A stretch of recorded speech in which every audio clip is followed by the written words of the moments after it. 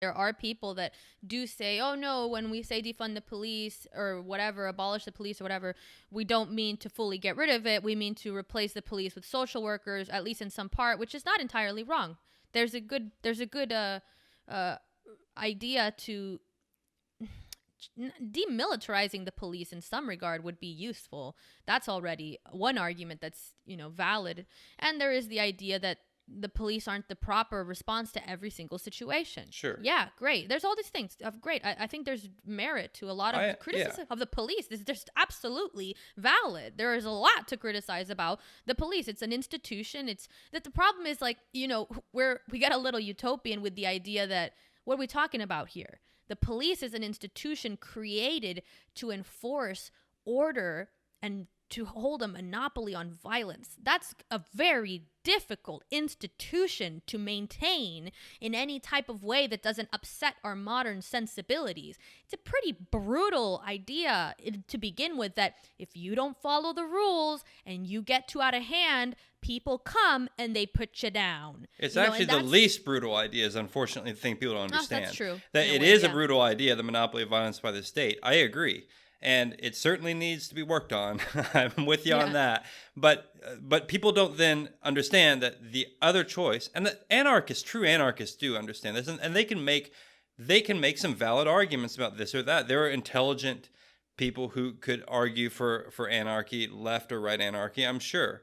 But, and again, don't want to straw man this idea, but the idea that there's just going to be no institution and that somehow that will lead to peace doesn't, at least this humble viewer of John Rambo's biography, in my opinion, I see no reason to believe that the breakdown of all authority will lead to peace.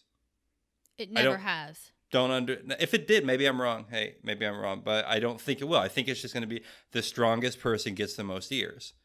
That's the problem, is that, in its worst aspect, you know what? It'd probably be 99% peaceful. Most people would probably not actually just go. I think there may be something to this. Remember, there has already been a spike in violence in the areas that the police have been defunded in, because in Minneapolis they did defund, not entirely, obviously. They did reduce the funds and the power of the police, and there was a spike in violence. And maybe that's right. But you and they did the autonomous zone in Seattle, and people died. That's a joke. But the other part is the other part is you can't necessarily.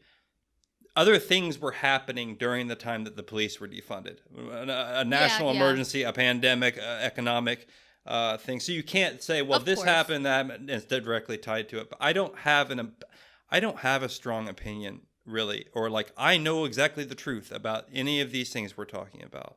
I really don't. But I do know that I am willing to say that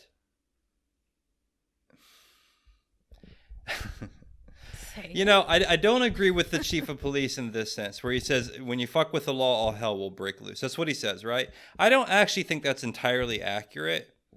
I don't know that all hell breaks loose and it's just complete chaos. Because again, I don't think most human beings actually want to make necklaces made of ears.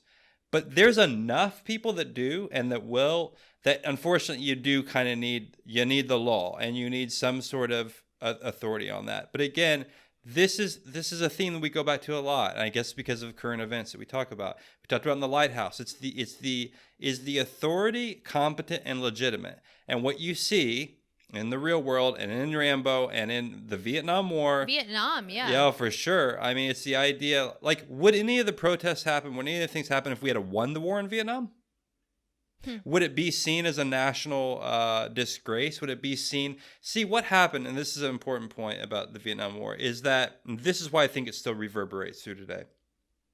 On the left, you had a distrust in government institutions because and correctly so, were being lied to by politicians, and not just Richard Nixon, all the way down the line, from LBJ, Nixon. The Vietnam War lasted over so many administrations, all the way to Gerald Ford was technically the last president in there. All right, so the left was seeing all these lies and and they were correct in saying these are lies. Interesting, what happens with the right is that they also start to distrust institutions, because for a variety of reasons, they also see that the leaders are lying, but it's a different angle. So one of the narratives on the right during the Vietnam War is that we could have won the war if they had have let the soldiers win the war. That's not entirely true, but there is some truth to it in some parts, and the very specific parts we don't have to get into it. But so like the idea of invading Cambodia and Laos to shut down what was called the Ho Chi Minh Trail, which was a supply route, not in Vietnam itself, but to the west of Vietnam in these other countries. That was how the NVA was supplying the Viet Cong in a lot of ways, right? So we actually did go into that later in Nixon's administration, but it was probably too late for it to matter a great deal. My point is that both the left and the right had their own reasons for distrusting the institutions and authority during the Vietnam War. And I think that still resonates down to today. You see it still. And it's something I don't think we ever recovered from. I think that in America before this, yes, everyone probably every time throughout all of history, the common person has always known that politicians do sometimes lie.